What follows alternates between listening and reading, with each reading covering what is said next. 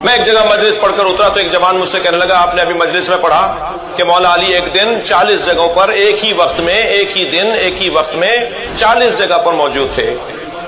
مولانا وہ بات کریں جو سمجھ میں آئے۔ مولا 40 جگہ ایک دن ایک وقت میں نبی کی خدمت میں سرکار تشریف فرمائے۔ مولا علی، ایک صحابی نے کہا کہ علی نے آج میرے ساتھ افطار کیا تھا۔ برابر والے نے کہا تو میرے ساتھ کیا تھا۔ تیسرا بولا آپ دونوں کو اشتباہ ہو رہا ہے، علی تو میرے ساتھ تھے۔ چوتھا بولا آپ تینوں شاید کچھ اور سوچ رہے ہیں، وہ کل کی بات ہوگی، علی نے آج میرے ساتھ افطار۔ جی نبی مکرم نے فرمایا کہ علی تو میرے ساتھ تھا۔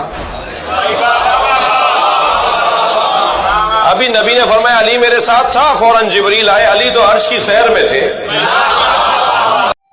یہ شہنشاہ نقوی کہتا ہے کہ علی رضی اللہ تعالی عنہ ایک وقت میں کئی جگہوں پر 40 جگہوں پر موجود تھے، اور اللہ کے رسول صلی اللہ علیہ وآلہ وسلم مکہ سے ہجرت کر کے مدینہ گئے اور مکہ سے معراج پر گئے، اور نبی صلی اللہ علیہ وآلہ وسلم مدینہ سے مکہ عمرہ کرنے کے لیے آئے، مدینہ سے مکہ حج کرنے کے لیے آئے۔ اللہ کے رسول صلی اللہ علیہ وآلہ وسلم تو ہر جگہ موجود نہیں ہوتے تھے، اور کوئی عقل مند آدمی یہ بات کیسے مان سکتا ہے کہ ایک انسان ایک وقت میں کافی جگہوں پر موجود ہو؟ یہ اللہ تبارک و تعالیٰ نے انسان کے اندر جو صفات رکھی ہیں وہ سبب کے تحت ہوتی ہیں، نہ کہ سبب سے بہر ہوتی ہیں۔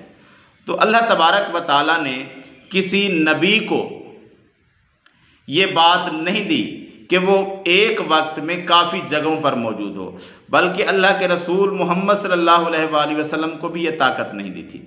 اور یہ جہل شیعہ کیسی باتیں کرتے ہیں پتہ نہیں، کہ علی رضی اللہ تعالیٰ عنہ ایک وقت میں کافی جگہوں پر موجود تھے لوگوں کا ایمان خراب کرنے کے لیے۔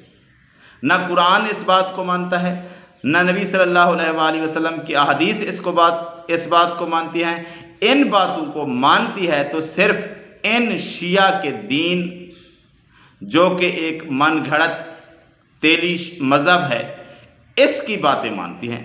انہی کے اندر یہ عجیب باتیں پائی جاتی ہیں ڈرامائی انداز کی۔ اللہ تبارک و تعالیٰ نے ایسی کوئی باتیں انسانوں کے اندر نہیں رکھی۔